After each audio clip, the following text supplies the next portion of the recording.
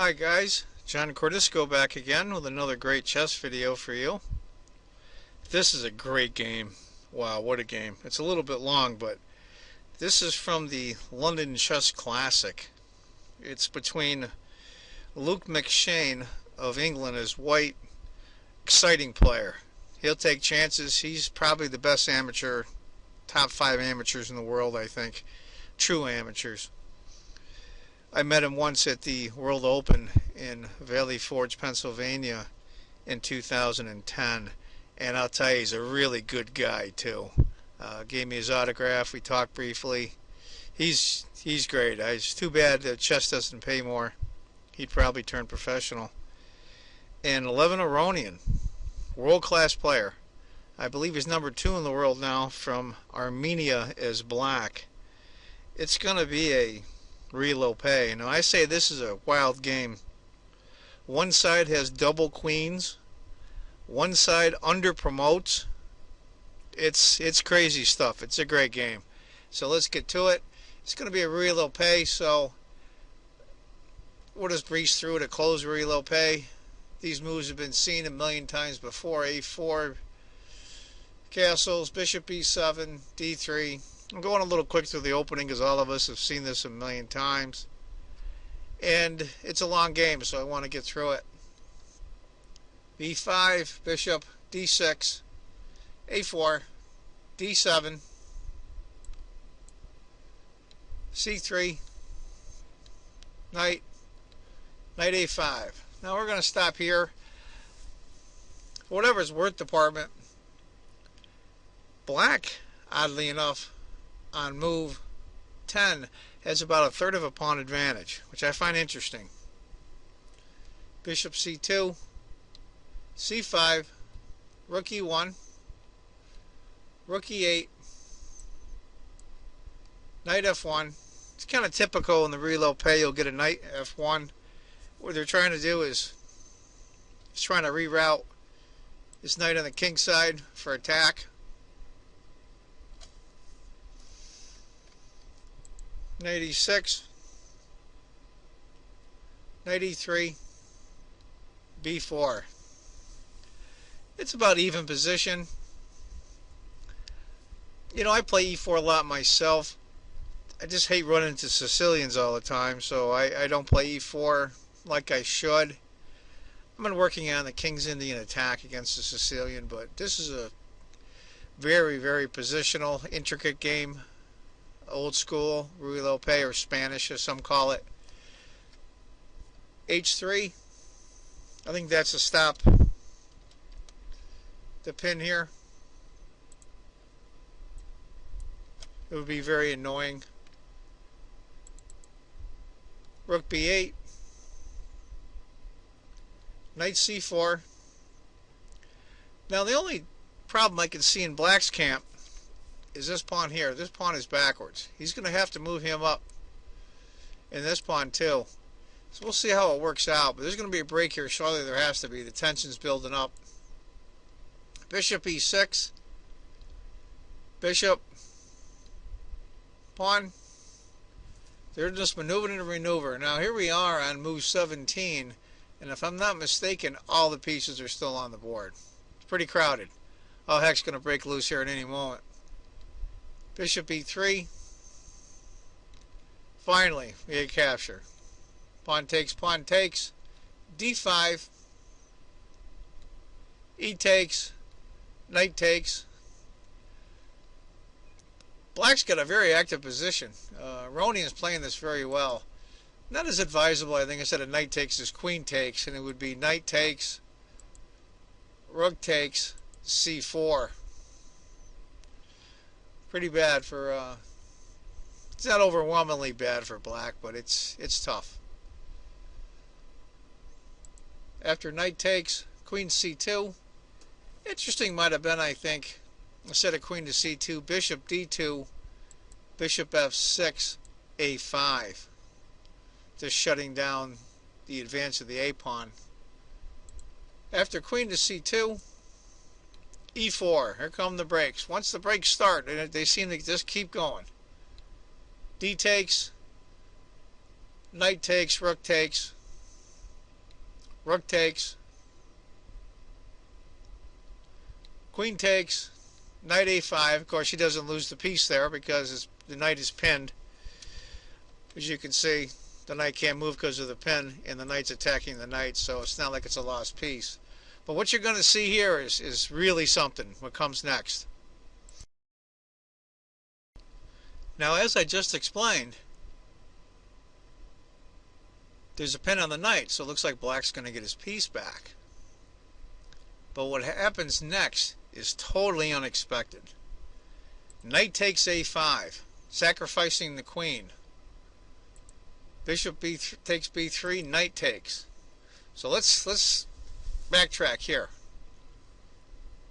White has a rook, a knight, and a pawn for the queen currently. And it gives about a 1.25 advantage to black. That's a lot of material, but that queen is a powerful piece.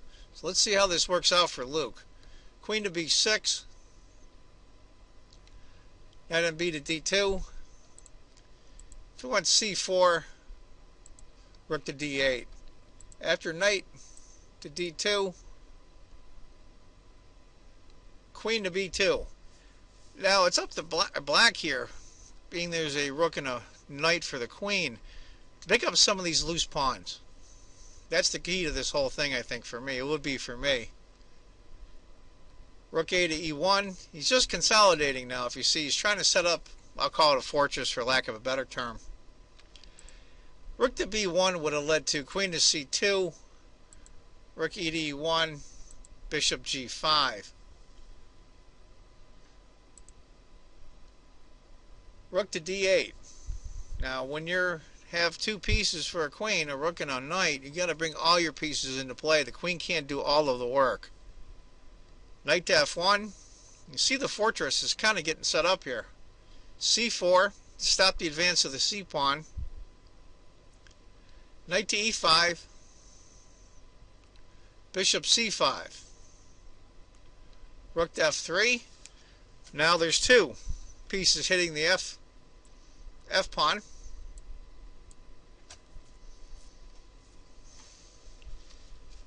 Now what would you do here as black?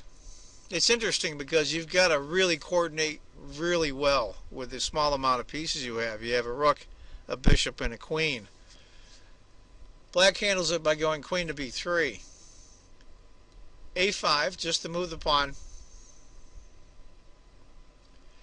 Knight to g4 would have been interesting. That would have led to rook to d3, rook to f5, queen takes. After a5, rook to d6 for black. I think if he had went f6, it would have been much better. After knight to g4, rook to d3. And I think that's really a lot better for black. After rook to d6, knight takes pawn, rook, rook takes, g takes, knight takes check. Now when the smoke all clears here, we have a rook, a knight, and 3 pawns for the queen. Black still has an almost point advantage. But this is wild stuff, wild stuff. If it wasn't for black's c-pawn here, I'll tell you right now, I think white would be ahead in this game. Crazy stuff. Wait, the craziness is still to come. King to f8, knight, queen takes, rook to d1, queen to b4, queen to b3 would have led to rook to d5, bishop e7, rook to h5. Now some of white's pieces are starting to get active. If you notice, they've been around white's king. Now they're starting to put some pressure on the black king. Knight takes, king f7.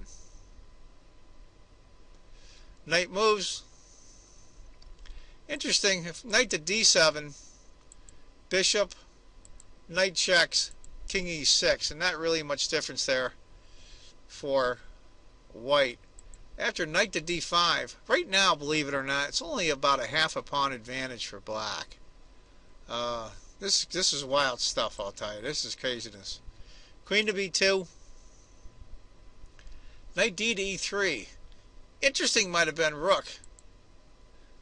Queen to A1, pinning the knight, rook to C2. That's interesting, to say the least. C3, here comes the pawn. Rook to D5.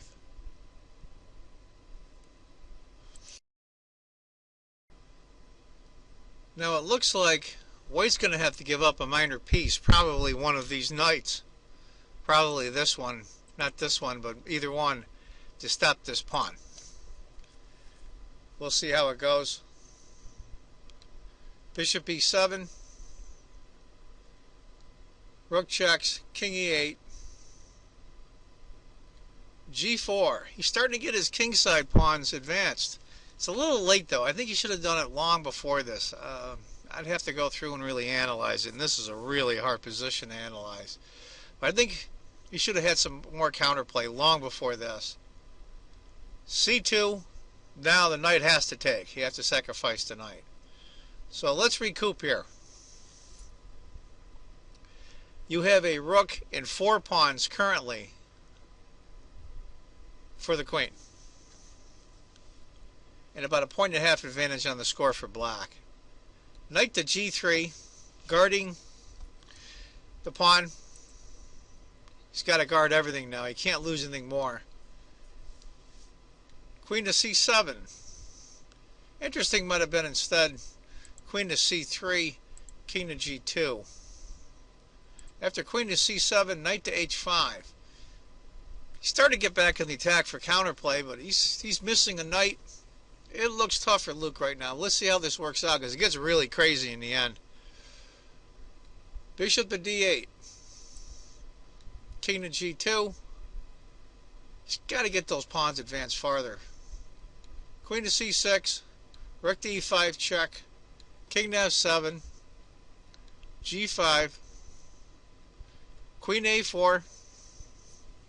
This is a really long game in a fairly complicated position, so of course, being on YouTube, you can pause this whenever you like. I normally just set up a board when I'm going through some of these games to try to analyze it on my own. That's the best way to do it. Oddly enough now, it's only about a little less than a pawn advantage for black. You start to get back in this game. H4, pawns are starting to roll. Bishop takes. That outside pawn is going to be tough. This pawn here. How's he going to stop it? Rook to F5 check. King to E6. The only way he's going to ever get anything done is go after the black king directly. If King to G8, Knight to F6, King to H8, Rook to C5. After King to E6, Knight checks. Interesting might have been Knight to G3, Bishop, H5, A5. That might have been a better choice for Luke as white, Knight to G3, because it's almost an even game now, and those pawns are coming down the board. After King to E6, Knight checks, King to D7. And here's where Luke stumbles. It's on move 52. Now, obviously there wasn't any time pressure, even though Luke's notorious for being in time trouble. I don't recall when I watched the video, and by the way, you can watch some of these videos from different years from the London Chess Classic if you go to londonchessclassic.com and you look on the side, it will say previous classics, and you pick the year that you want, and then you look at the videos, different parts for each round. And I also want to say at this point, there's a really good charity, so if any of you, even in the United States for that matter, there's a Chess and School and Communities that sponsors this tournament and sponsors over 10,000 students in the UK, normally in low-income areas, that teach them how to play chess. It pays for the instructors, it pays for the sets, it pays for the time. And if you get a chance to look on there to donate, please do. It's a more than worthwhile charity. I wish we had a bigger school teaching program here in the United States than we do. Some of the big cities do, New York, and I think in St. Louis and a few others. They have the chess and schools in New York. But anyway, Queen to C2 check, or F3. This is Luke's mistake. He starts exposing his king. I understand why he went f3. He's got to protect the pawn. I understand that. But sometimes even good actions have consequences. c2 check. King to h3. Queen to f2. Now the power of the queen starting to come into play. There goes Luke's counterplay. There goes his pawn. Here's g and h pawn pushes. King to g4. Bishop to e1. Now the queen and the bishop are coordinating together. I think rook to d5 was the good move, but Luke miscued. Knight to g6. If he went knight to g5, or excuse me, rook to d5 instead, king to c6, h5, queen checks, king to f5, I think might have been a better way to go for Luke. It's still a tough position though, very tough. There's one thing I need to say about Luke McShane, besides being a very good guy. Is it important to play chess? No. But he's got a lot of guts. I'll tell you, here you are. You're in London, your hometown, your home country. The whole chess world, at least in England, is watching. My understanding was over 100,000 people on and off during the course of this tournament went online to watch. So the chess world, literally. And you're taking chances like this against Levon Aronian. I believe he's still #2 rated player in the world. You gotta have a lot of guts. And I'll give him that.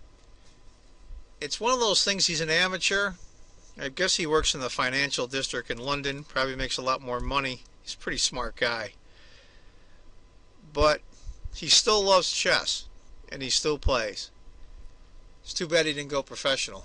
We'll see how it works out. a5. Rook to f7 check. He's desperately trying for counterplay to slow down the advance of this a-pawn. There's not much he can do to stop this. So, instead of rook to f7, rook to d5 check, king to e8, rook checks, king to d8, rook checks, king to c7. Just trying to buy some time until he can figure out what to do. You know, I know in this tournament, on move 60 is the last time control where you get some extra time. And I believe it's 30 seconds increment per move after move 60. This is move 57, so Luke might be very low on time. Rook to d8. If he went c6, it would make it much easier for black after e5, a4. I think maybe white's got a little better chance.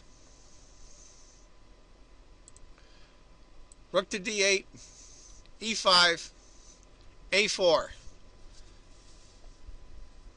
Now, oddly enough, I ran the game through the Fritz 13 computer to analyze it too. And its next move is e6 and a question mark. Now, oddly enough, when you go back here,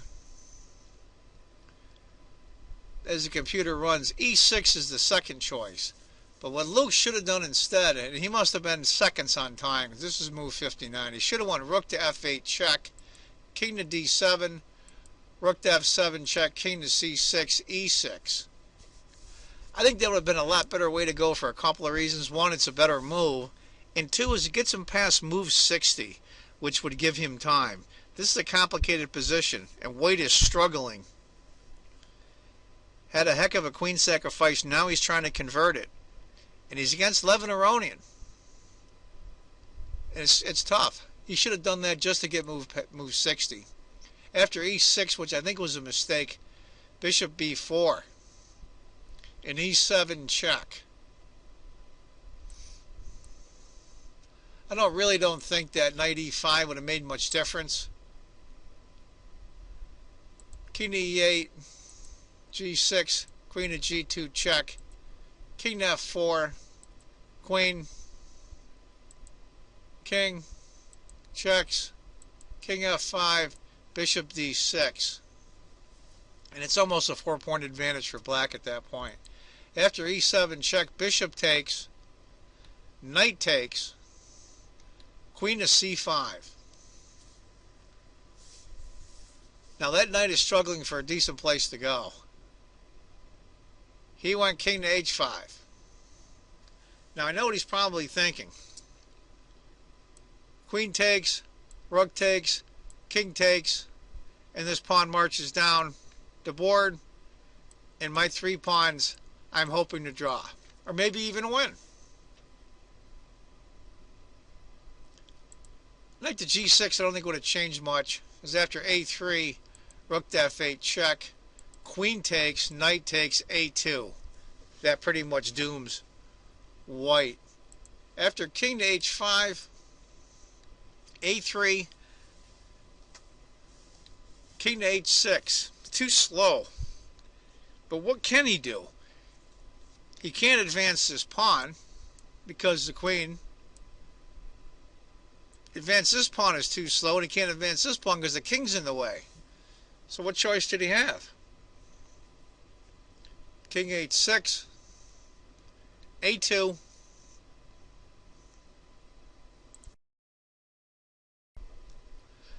Here you are, poor Luke. You're doing your best. You took a heck of a risk, and you're just doing what you can. Now this is where it gets crazy. Wait till you see what's coming now. g6, queen to c4. There's no rush to queen. He wants to get his queen in a good spot. Maybe do some damage to white before he queens his a pawn. Knight to f5, guarding, of course, this pawn, because black's threatening check, pick up a tempo and a pawn at the same time. a1 queen. So here we are. Let's recap. Black has 2 queens against a rook and a knight and 3 pawns. Whatever it's worth department, it's -10 on the score. But Luke isn't giving up. Rook to f8 check, king to c7, g7. Here it comes. Queen to c6 check. Double queens. There's all kinds of threats everywhere. King to h7. Queen takes f3.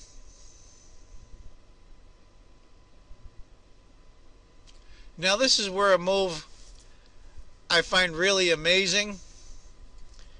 The computer suggests for the first move, rook to c8 check.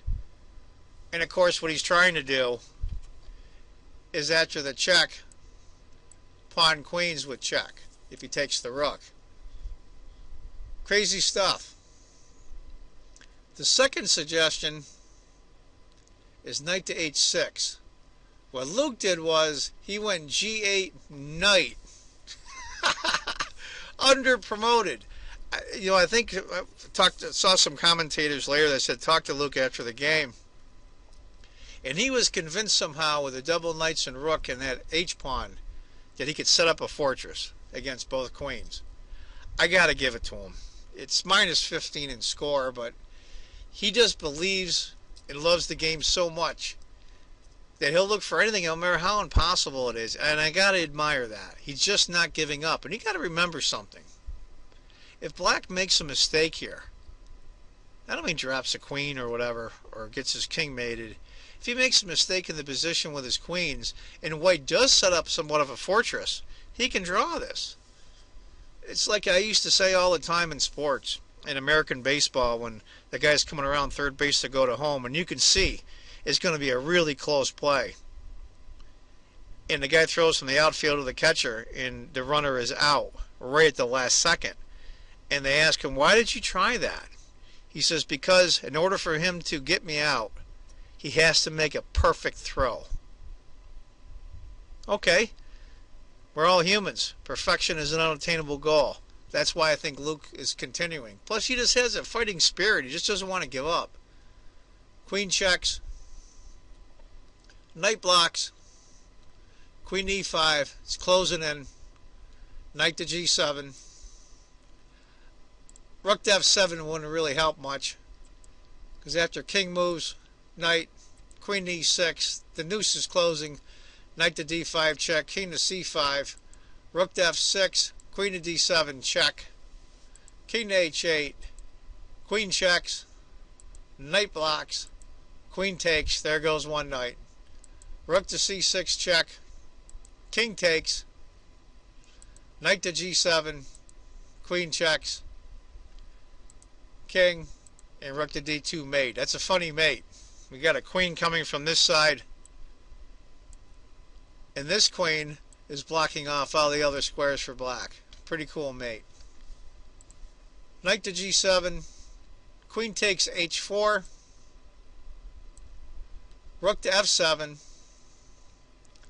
If he went knight to e8 instead of rook to f7, king to b6, rook, king, queen takes, you're going to lose another knight, rook to f5, and it pretty much go through the, you see the point what's coming. After rook to f7, king to b6, knight on g to f5. There's a lot of different scenarios to go through, but there really is no point at this point. Actually, oddly enough, the computer shows mate in 27. Yeah, okay. I don't even think the best player in the world, even Bobby Fischer or Kasparov, could find a mate in 27. King to g6, queen to e6, king to g7. There's a ton of different scenarios here in the computer. I'm not going to run through them all because this actually is more complicated than it looks. Queen to g5, king to f8, and we all see the mate. All of you stop the video. If you don't see it, find the mate.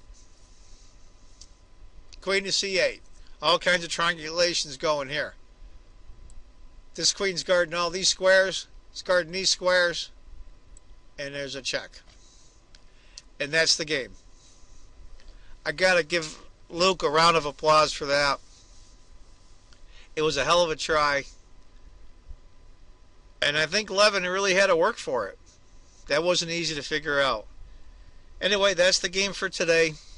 I hope you enjoyed it. Remember, you can see any of these games from any of the years if you go to LondonChessClassic.com. If you look on the left-hand side, you'll see previous classics. Click on that, and it will show the different years. Also, too, there's a website to go to and to click to donate to the chess and schools and communities in the UK. For those of you in Europe especially, and especially in the UK that are watching these videos, it's a good charity to donate. It's great charity. It puts on the tournament every year, which is coming up the first week in December. And it also pays for teachers and chess sets for inner city kids in England to teach them the game, to help them with their schoolwork and their thought process, and there's so many good things for kids. I don't even want to go on the whole list. I think we all know it by now. And I guess they're going to change the format this year a little bit. I saw online they're not going to have the classical games. They're going to have some rapid games with a lot of the same players. Reason being, Magnus Carlsen and Vishy Anand, Vishy being the current world champion, Carlsen being the challenger, are going to be playing the world championship match. It's just going to be done just prior to that. So they'll probably be pretty tired mentally and physically. So they're both going to play, but it's going to be rapid. Now it's going to be interesting because one of them is going to lose that match. And it'll be interesting to see, both in the same place, how they react to that, to the public. We'll have to see how it works out. Anyway, folks, if you think chess is just a game, you're not playing it right. I hope to see all of you in the next video. And please comment right below the video on YouTube here with any suggestions or comments. And I also personally want to thank the several dozen people that have subscribed lately. I personally appreciate it. And those of you that haven't, please do. Take care, folks. Bye-bye.